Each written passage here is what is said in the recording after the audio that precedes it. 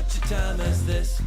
And welcome back to For Such a Time as This. I am your host, Pastor James Pittman. Last week, the United Methodist Church had a brouhaha, a meeting of the minds, in which you had one side said that now the church should stick with sexuality as defined by God in the Bible.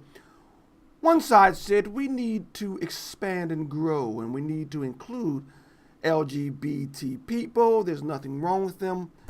And what happened was the biblical side won, but of course, the side of the LGBT community did not accept defeat well. Heading into North United Methodist Church, you'll be greeted by David. Would you like one of these?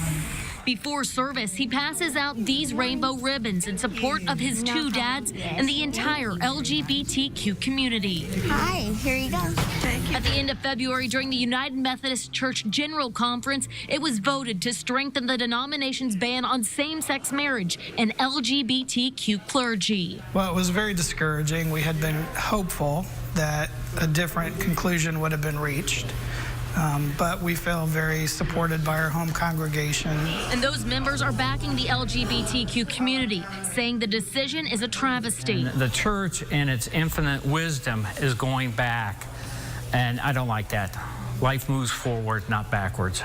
Church leaders agree. North United Methodist Church is going forward, and that we are going to continue to be a witness for inclusion, regardless of what the denomination does. With her fiance, Amy Sells says this church makes her feel at home. And this is the first church where you're getting all of me, not all of Amy, except for this little piece of my sexuality that I got to keep aside and quiet. But you're getting all of me. Have you ever wondered why people can read the book, the Bible, and still want to go to church, what they call church, to be accepted? Just why don't you just meet in your house and have pep rallies every Sunday morning? Why church? Why do you go to an organization with an ideology that you know does not support what you say? But I digress. Look, the United Methodists, they have a choice.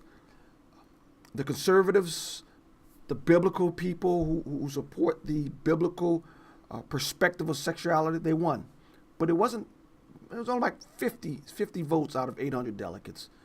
So wasn't that wide of margin? Here's my question. What if it had gone the other way?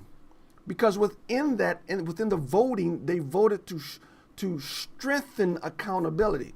So if you strengthen accountability and you win, and the other side basically less than a week later says, we don't care what you voted, we're going to still promote LGBT in our churches, a very tough decision is forced upon you. Do you keep hoping for the best, praying, reaching out to them, the other side, the pro-LGBT side, or do you start kicking them out of your denomination? Let me say this. If the shoe was on the other foot, they would have had that kick out list before you even walked out of the building. Bank on it. And so now the conservatives who uphold the biblical view, you now have a choice. Do we hope for the best and keep witnessing? Or do we start kicking out? I'm not United Methodist, not my choice. But as the United Methodist Church continues to, shall we say, contemplate the situation, there is this little verse. What fellowship does light have with darkness? And it says something like, and what does Christ have in common with Belial? I don't know.